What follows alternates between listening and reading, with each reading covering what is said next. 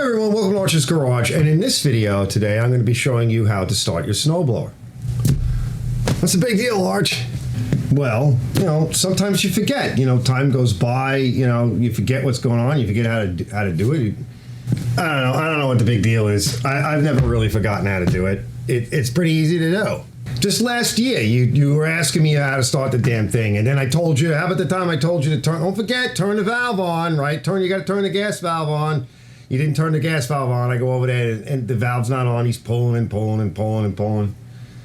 Anyway, I don't want to get sucked in. This is what he does to me, right? That's my brother Brandon. He's my twin brother Brandon, and he comes in. He wants to help out. He wants to learn stuff. I try to teach him.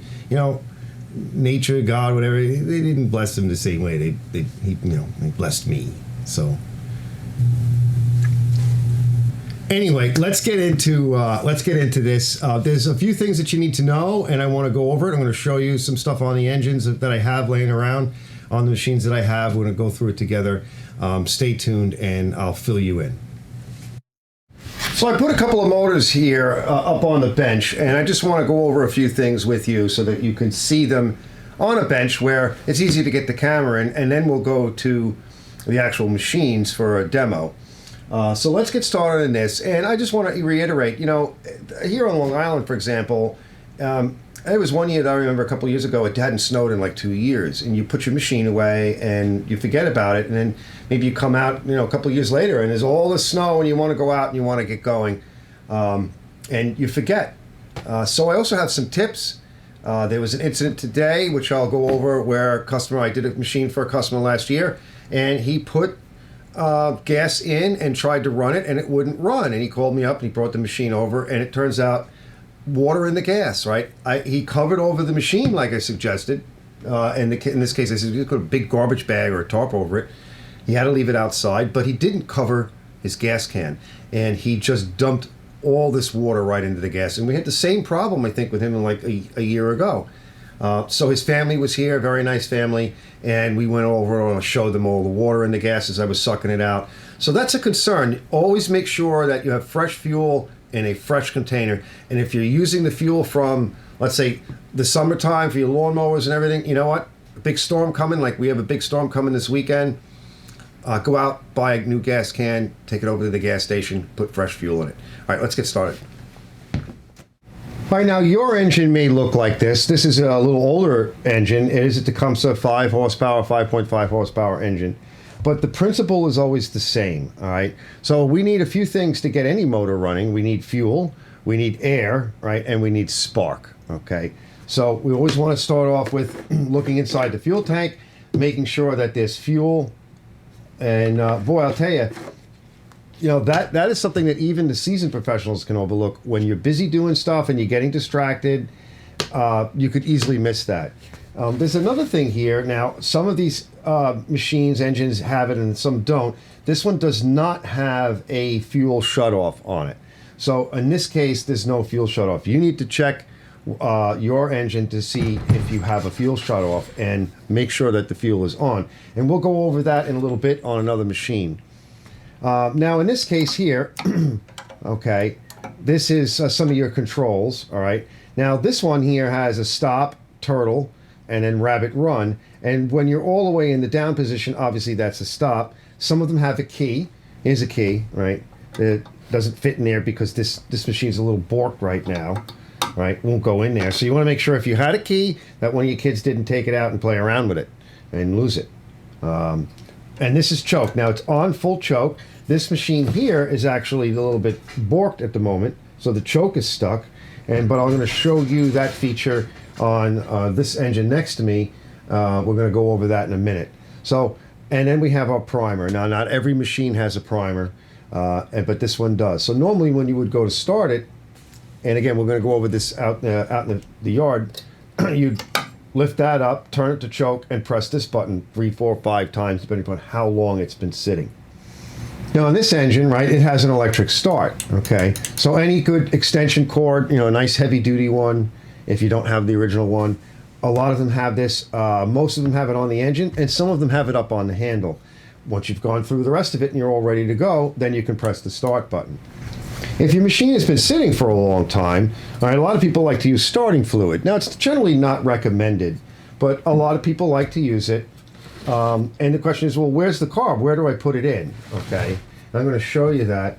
Now, on this machine here, excuse me, this engine, okay, the carb is literally right here. It's underneath this box. So this is the carb, and we'll get a better look at it in a minute. But a lot of people would say, well, you want to spray it into the carburetor. Well, ether is very volatile, and it doesn't necessarily have to go in directly into the carburetor to help you out. Snow engines don't have air filters, so there's nothing to take off. All you need to do is kind of know where your choke is, where your throttle is, and in this case, almost every one of these machines, they have an air box over it, okay? And what you can do is you can spray anywhere in this area here, you know, a liberal amount. Just reach up underneath and spritz underneath. I'm going to show you another feature, all right, if your machine's been sitting for a little while. Okay, so we have two features on this carburetor. Not every machine has it. The first feature is kind of important. This little valve right here, this is a little valve, and you can kind of tickle it, and you press it in, fuel will come out, all right? And actually, a little bit just came out, because this might be, I actually ran this motor. And so a good idea would be to is remove some of the fuel that's in the bowl if it's been sitting for a period of time. Now, I have other videos on how to prep these things out for storage. But press this valve, some of the fuel will come out. As you see, it's dripping. Drip it into a cup or even just into a rag. And then let some fresh fuel come into the carburetor, and you should be good to go. So you might want to do that. If you have this valve, do that after you've gone over the initial setup procedure, and do this before you spray your starting fluid up underneath there, and then you should be ready to go. Second neat little feature on this is this valve here. It's a screw. It's a set screw. It's an adjustment screw. It has a number of names. It's your main jet. And on this machine, we can actually turn this with our fingers. Now this one's a little stuck because it's been sitting for a while, but look, it turns. See? Probably needs to be cleaned. Don't touch that, okay? That's not something you want to touch. It's usually set by your mechanic. However, if you're a little bit like me or others and you want to be a little bit more brave, it supplies the mixture of air and fuel, the main mix, right, through the carburetor and into the engine. So if your engine is a little bit sooty, if the engine's blowing a little bit of black smoke out, you can actually turn this in just a little bit, and if the engine increases, the RPM increases, right, you're tuning it. You're actually making it a little bit leaner. If it's missing a lot, and you know the engine's warm, choke is off, you're in high, it's missing a lot, and it seems like it's running really rough, even under load, right, you're moving snow, and it's doing that kind of thing, you can turn it out a little bit, and that'll richen the mixture. It's really nice to have because when we get these storms, the barometric pressure goes up and then it comes down. It changes the air-fuel mixture, and the motor might run. If you tune this on a really nice day with a high barometric pressure, and then the pressure drops and you get the storm come in and you're out there, it won't run right. So you can actually come back in here and it would probably be too lean under that condition, and you can turn this little screw out just a little bit at a time, and you'll probably hear the motor start to sweeten up and clean up. Now that's it for this one. I just want to show you the carburetor that's underneath this box. We'll get a closer look real quick. Here's a little peek of what's under that cover, right, under the hood. So your carburetor is right here. Here's your inlet, right? There's a primer hose, right, which is coming from the primer. And in this case, it's broken. And that can happen to you, right? If you keep pressing on this and nothing happens. I'm going to show you out in the field, right? We're going to see it when I go to prime it, you're going to see some fuel drip out. And that's because you're priming it and you're applying pressure to the bowl, and whatever fuel has come down this hose into this bowl here, right? It's the amount of fuel is adjusted by a float that's in there, which sits on top of the fuel and keeps it from overfilling. So when you start applying additional pressure or over pressuring the bowl, it's going to force that fuel out through this hole, but it's also going to force it to sort of sit in the back over here, the back of the carburetor in the intake area and an intake tube. And then as you go to start the engine, it's going to suck that raw fuel up, and it's going to richen the mixture up, and it's going to allow the machine or the engine, right, to start. So that's kind of what it does. That's what this does. There's a choke on here, and all that choke does is essentially just block off. I don't know if you're going to be able to see it on this one, but it blocks off the front of this carburetor right here by taking a valve and sort of doing this to it. And then as the valve moves, right, it opens it up a little bit to a little bit more air, okay? And you're removing the choke in that case until you actually turn the valve all the way, and then allows all the air to pass through. So as you close on the choke, right, it's basically closing off the intake. And as you start to move it, all right, it's opening it more and more, allowing air to go through. And I'm going to show the differences, and you can tell when you go to start it, when you're running the motor. You never want to run it on like choke partially. You want to warm it up on a partial choke. This one has several settings on it. Okay. And that's so that you can go full choke, right? Full choke when you need it to start it. And then like midway choke where you're running it and warming it up. And then no choke, okay? Now here's your run control, right? And this connects to the throttle here through the engine. And there's a governor on it so it doesn't overspeed, and that's usually set by factory and mechanic. And when you throw this rod all the way down, there's a little tang here that grounds out the ignition system. And so you want to make sure that that is actually hitting and it's making good contact. But that's what's happening. So about here is idle, and then that's off. And I'll get you in a little closer on that. And then different degrees of speed. There's also a much older engine too, and this one sets up different as well, but this is a little peek inside, okay? And this one, somebody put a lever on here. All right, this one doesn't have a primer. It's a choke. This is the choke mechanism, and you can actually see what the choke is doing. And it's pretty much the same on a newer system. See?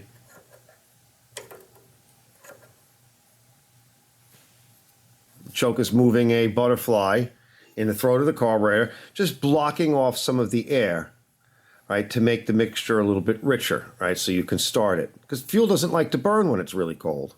It only really wants to burn when it's warmer or hot, and that's why the boxes are put on these things. They kind of tie in a little bit of heat from the muffler, and they bring it down over the carburetor, keeping the fuel, you know, in the carburetor warmer, and it just runs better. It goes to vapor pressure of the fuel. When the heat goes up around the fuel, it goes to a gas easier, which, you know, actually like a gaseous state.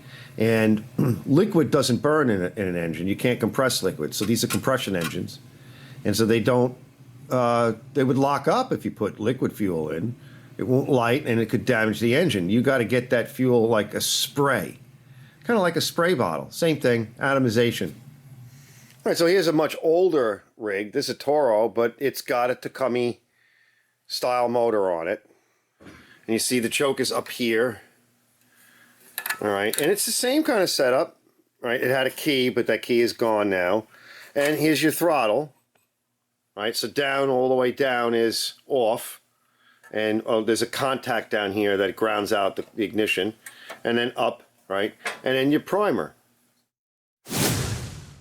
Fuel comes down this way and goes through here and up and over to the carburetor. So when it's in this position, it's a block. It's like hitting a wall. Think of it like hitting a wall. So the valve should be turned this way. And now you'll have fuel going in the direction over to the carburetor, okay? So you should be good there. We'll give it a minute to just sort of, for the fuel to go. And if you want to speed the process up a little bit, you can just do this a few times. All right, now we're going to come over to the control panel. Now this is a Craftsman Troy built, right? They're old yard machine. Most of them are made by MTD. It has the Tecumseh motor on it. And again, this is an 8 horsepower. The other one is a 10 horsepower.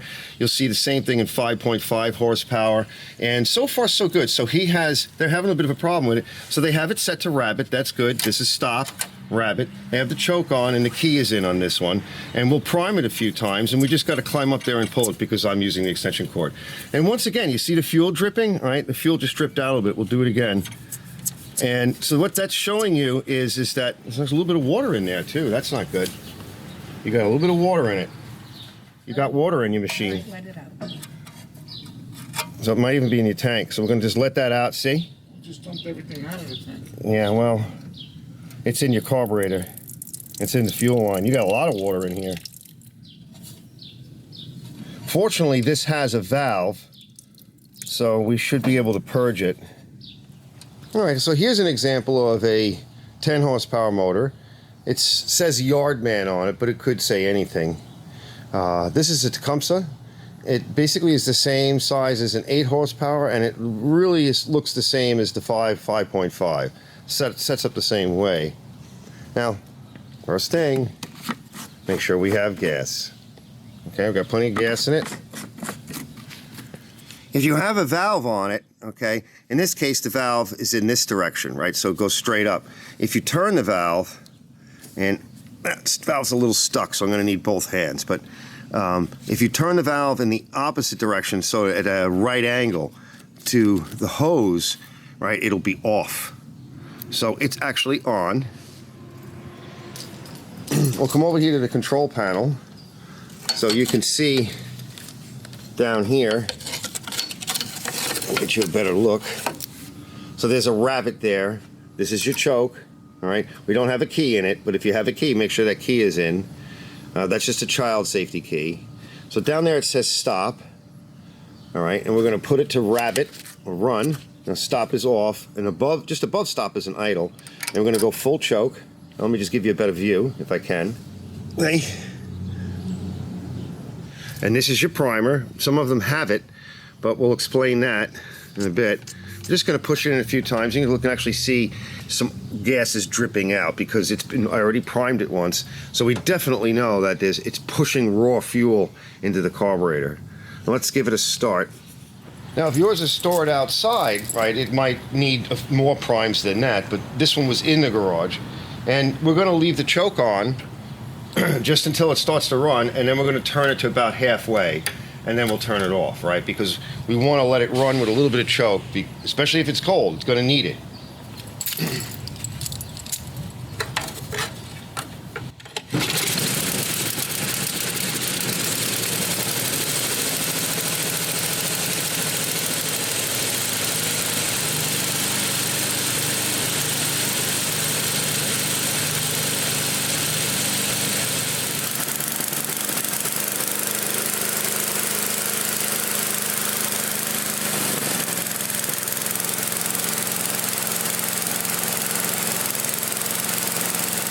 Now here's a big old Briggs engine. It's an 8 horsepower. This is a 1979 Toro. So the motor's 1979. It doesn't have a primer on it. It has a choke. And again, the action is the same. Okay, we have our choke. I'm going to put the choke all the way down. And all we have to do now is make sure there's gas in it. Now this one has a valve. That valve is over here. A lot of people call this a pet cock. Okay, that's another name for it, but it's just a gas valve. So in this case, we're going to turn the valve all the way out so we have flow. Now the choke's all the way down. Doesn't have electric start, but it starts up pretty easy. Okay, we're at mid-throttle. We're in neutral.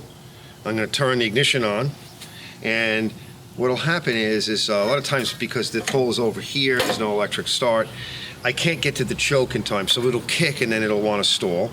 And if it stalls, I'll just lift up the choke a little bit, and we'll show you.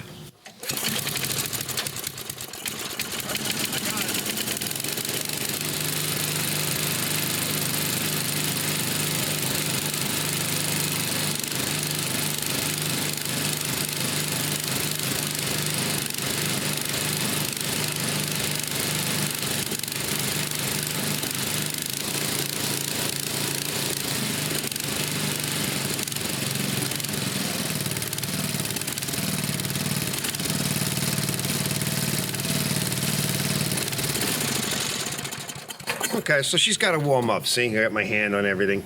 So she's going to run a little bit rough. She's a big engine, but same principle. I brought the choke up. If you find the engine's running a little rough and there's no black smoke coming out, then you could leave the choke about midway and let it warm up so it doesn't stall, and then take the choke off before you start using the machine. But you're going to want to let the machine warm up, especially if it's been sitting outside in the cold. You may be wondering, how do I know that my valve is on? Well, on some machines and engines, it might be clearly marked. If it's not, okay, I just want you to look at one of these valves that are commonly used. Some mechanics will put these in later on. so that you don't overflood the carburetor or for storage purposes. Now in this position right here, it's actually off, right? You see? And then it turns that way, all right? So the fuel comes right down. If I go to blow on it right now, and we'll just hook a gas line up to it, like so. Listen. Nothing, right? Why? Because there's a wall here, a valve, a wall. See, the fuel would run through, all right, if it could get through it, but there's a wall here. The switch or valve is closed. But if we open it, see, it's always in line. Doesn't matter whether it's a right angle type that's adapted for, there might be one that the barb is up here, the nipple is up there. Doesn't matter, right? In the direction of the fuel. Now listen. See? So hopefully that helps. Do I have a right angle here? Let me see if I have one that's a right angle. All right, so here's a right angle fuel shutoff on this machine. I got to order more of these. So notice the fuel is coming down from the tank, right? And it goes this way out towards the carburetor. And so it's going to go straight through because it's in line. And let's see, if we were to turn it, all right, let me turn that the other way because it might be a little stuck. So now I turned it. It was a little bit stuck because it hasn't been turned in about a year. So now the fuel comes down, hits this wall. Think of it as a wall. And can't go that way. And that's it. Now, what I would recommend is that you could run it out of gas at the end of the year or after you use it. And that'll keep the bowl dry in case there's a leak. And it'll kind of keep the water from forming in your carburetor. What are you doing? So what are you doing? Huh? I said, what are you doing? I'm trying to start it, like you told me to do. I gotta move it outside. Yeah, did you check to make sure it was on? Did you turn the fuel valve on? Yeah, I didn't think so.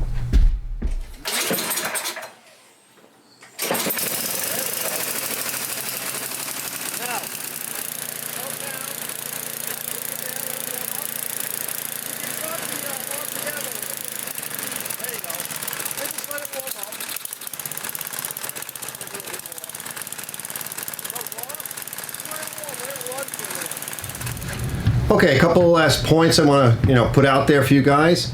Remember, fuel when it's cold, when the engine's cold, when the carburetor's cold, it doesn't like to light.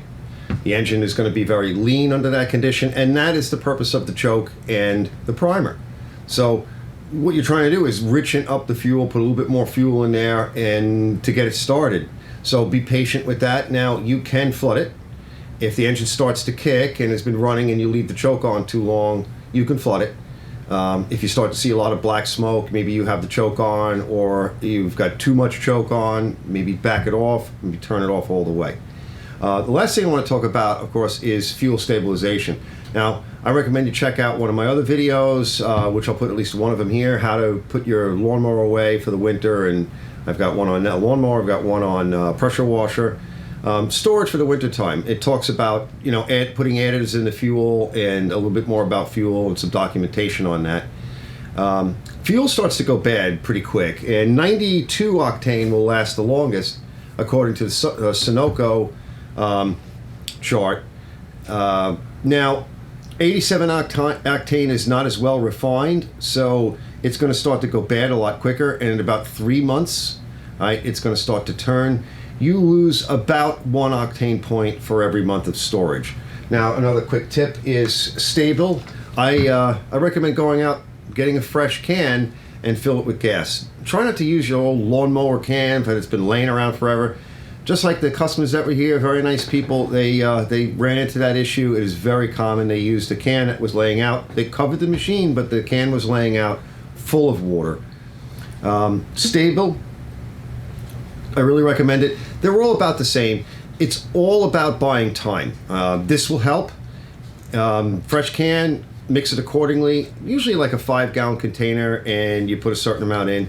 Now, another thing you can do too is if the machine is going to be stored for a little bit, let's say it doesn't snow this weekend, and I don't see any snow in the forecast, or maybe it's getting towards the end of the season, and you already have some stable in your fuel and it's sitting in the gas tank of the machine, you can just, add a little bit extra, put some in this thing here, dump it into the gas tank on the machine, start the machine up, let it run for a couple of minutes so that it goes through and gets into the engine, through the fuel system, into the carburetor. If you have a fuel shut off, turn that fuel shut off while the engine's still running and let it run out of gas. If you don't have a fuel shut off, if you can run your tank dry or dump it out, maybe start the machine and let it run. And or if you have one of those little valves on the bottom of the carburetor like I showed you, you can tickle that and let the gas run out that way. So I think that's about it for this one, guys.